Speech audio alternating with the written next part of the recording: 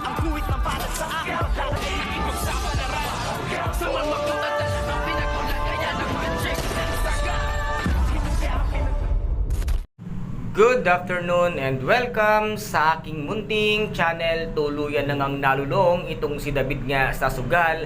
At dito nga ay unti-unti niya ngang mauubos ang lahat ng minana niyang yaman dito nga sa pera ni Catherine. At ang buong akala niya kasi ay araw-araw siyang suswertehin at araw-araw ay Pasko. Minsan ka lang nanalo, David, na ang buong akala mo ay ang yabang-yabang mo na. At dito nga hanggang sa pati ang pera ng mga Montenegro ay unti-unti na ring malulustay nito ngang si David sa mga sugal. At dito nga ay malalaman niya na meron ngang isang pinag-uusapan ang tungkol nga sa Star of Venus. At dito ay hahanapin niya kung saang pasugalan nga ito ang itinataya, ang Star of Venus, kung kaya tatapatan niya nga ito ng mas malaking halaga para lamang makuha ang kanyang minimiti at ang kanyang paggagahaman dito nga sa Star of Venus. At ano rin naman kaya ang gagawin sa kanya nito ngang si Ramon once na malaman niya na ang kanila palang yaman ay unti-unti nang nilulustay at inuubos nito ngang si David sa sugal.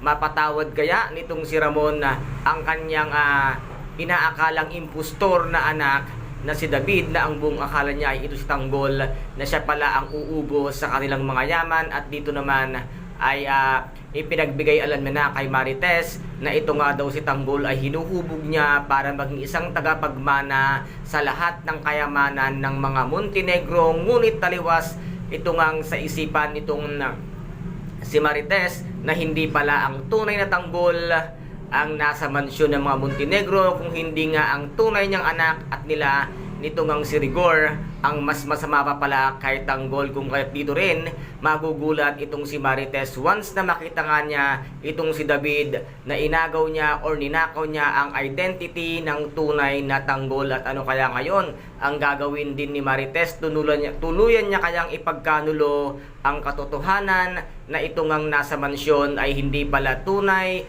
na Tanggol, kung hindi ay isang peking Tanggol at ito ang kanilang anak na si David Di Magiba. Kaya guys, ito po ang ating pakaabangan dito nga sa tinaguriang pambansang teleserye FPJs, ang Batang Quiapo. At kung nagustuhan po ninyo ang aking videos for today, paki-subscribe na lamang po ng aking channel, paki-like and share para maging update kayo sa lahat ng gagawin kong videos. Maraming salamat po. Ingat, God bless, and bye-bye!